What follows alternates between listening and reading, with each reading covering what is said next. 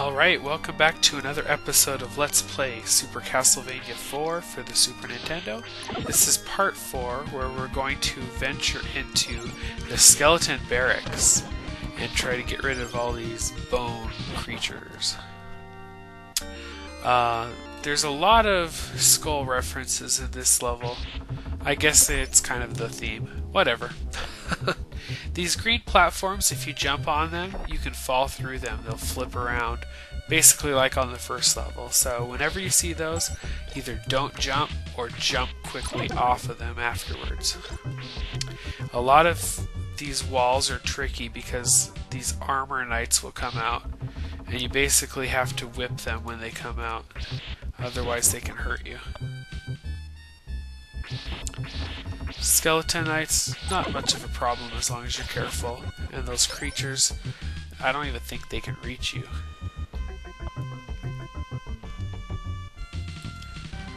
Basically, just take your time. It's simple platforming for the most part here. If you stick to the left, that skeleton will almost always try to jump over here. You may take a hit, but it's easier than falling to your death by accident. More green platforms. You'll have to jump quickly off of all of these, including the last one.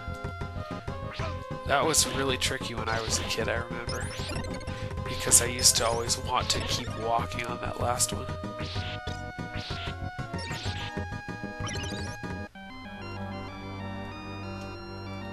Make sure to jump off that one, like I just did do.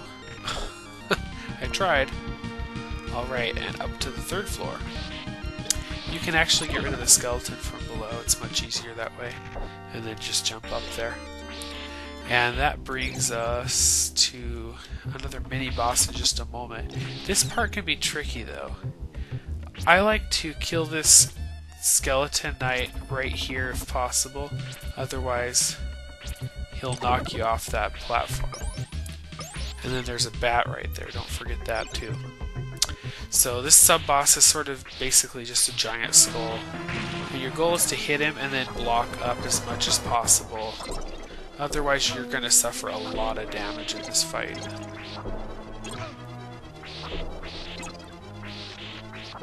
If he gets above you, it's much easier. He actually has a name. It's something like Perilous or something, but I don't remember it. Giant skull works for me. This room I like to call Vertigo. Actually, this room and the room after it. Because basically it's a whole bunch of rotational areas that use Mode 7 graphics, which are pretty unique to this game, at least Castlevania-wise. There are a few other games with Super Nintendo that use it. It was about the most advanced you could get with the graphics. You'll notice this part you basically just have to whip Medusa heads one after another, otherwise they will knock you off the platform. Just sort of a test of your endurance. Then just hang off of this hook for a while, wait for the room to rotate a little bit more. You can swing if you want, just don't go too low, otherwise you're going to hit those spikes at the bottom. And you'll just have to wait for that platform to the left to continue building itself until it gets within range. And then just let go.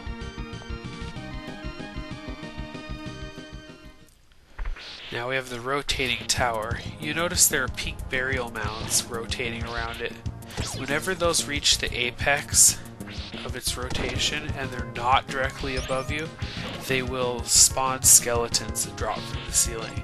So you kind of have to be careful and keep an eye on that. Otherwise, it's not too bad actually.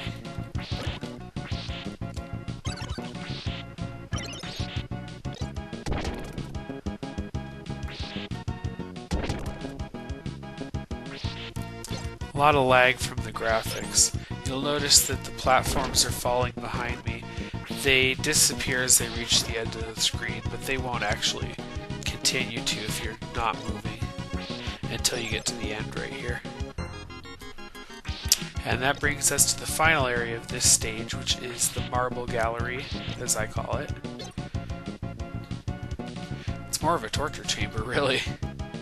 I like to stick to this upper area because you can avoid a lot of the monsters that like to hang around easier. There's no spikes in your way like there are in lower areas. You can see those pink spikes. Or magenta, or whatever color you like to call that.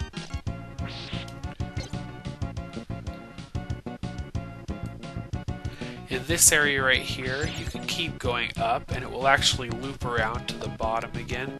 However, I like to just skip past it and just quickly walk over here, and it'll actually take you to where you need to go. Obviously avoid those crushing spike things. And then just keep walking right the whole time and you will not be impaled on the spikes above. Now we just need to head up these final set of stairs, and that will bring us to the final boss of the area, where hopefully I can defeat him. He's pretty tricky though. He's got a lot of life. It takes several hits to get rid of each of his bars. And he likes to jump a lot, and every time he jumps, he'll knock pieces of stone out of the ceiling that try to fall on you. So you have to watch the ceiling constantly. Alright, here we go. He's basically a Granite Golem. And you basically just have to try to hit him from a distance. Whipping him does quicker damage, but you can also use the axe if you want. If you axe me. Sorry, I couldn't help it. Try to whip him while he's in the middle of his jumps. You can usually get several hits out of him that way. He'll shrink as he goes and gets faster too though, so it's kind of dangerous. There we go. That's the end of the golem. And that brings us to the end of this stage of Let's Play Super Castlevania 4, Part 4. In the next part we will approach the actual castle of Dracula and we'll head inside. Thanks for watching. We'll see you on the next part. Bye.